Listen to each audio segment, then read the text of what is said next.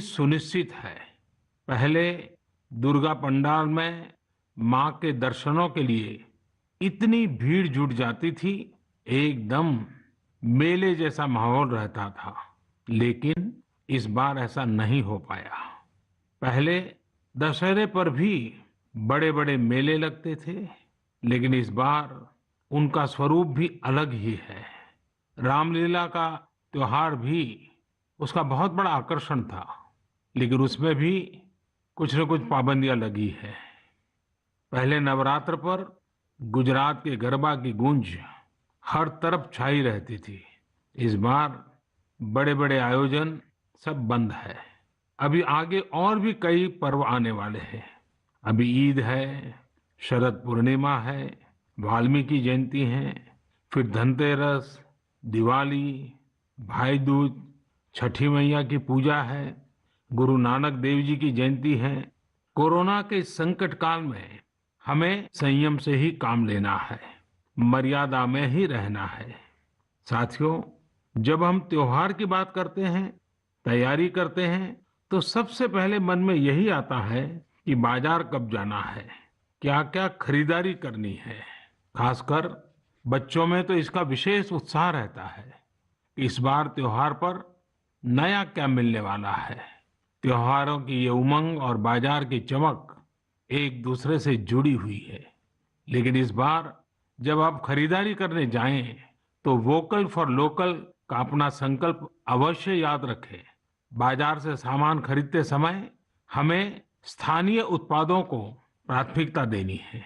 साथियों, त्योहारों के इस हर्षोल्लास के बीच में लॉकडाउन के समय को भी याद करना चाहिए। लॉकडाउन में हमने समाज के उन साथियों को और करीब से जाना है जिनके बिना हमारा जीवन बहुत ही मुश्किल हो जाता।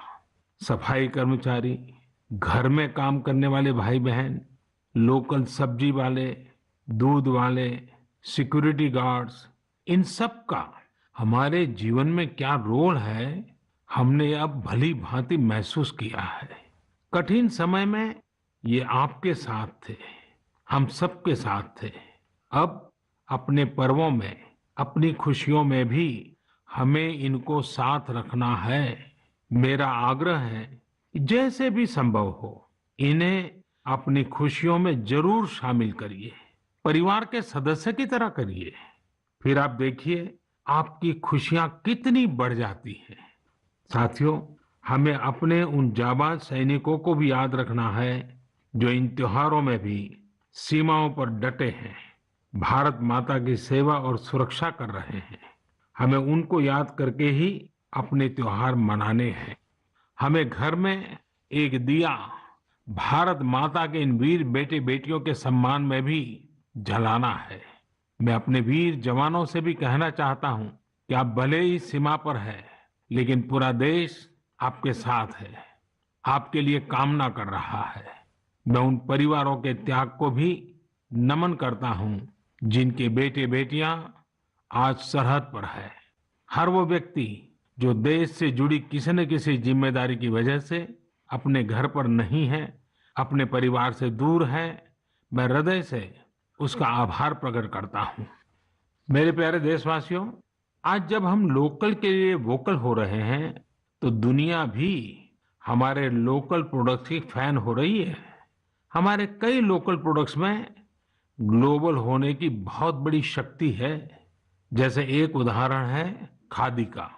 लंबे समय तक खादी सादगी की पहचान रही है, लेकिन हमारी खादी आज इको फ्रेंडली फैब्रिक के रूप में जानी जा रही है। स्वास्थ्य के दृष्टि से ये बॉडी फ्रेंडली फैब्रिक है, ऑल वेदर फैब्रिक है, और आज खादी फैशन स्टेटमेंट तो बन ही रही है। खादी की पॉपुलैरिटी तो बढ़ ही रही है, साथ ही दुनिया में कई जगह खादी बनाई भी जा रही है। मैक्सिको में एक जगह है ओहाका। इस इलाके में कई गांव ऐसे हैं जहां स्थानीय ग्रामीण खादी बुनने का काम करते हैं। आज यहाँ की खादी ओहाका खादी के नाम से प्रसिद्ध हो चुकी है। ओहाका में खादी कैसे पहुंची, ये भी कम इंटरेस्टिंग नहीं है।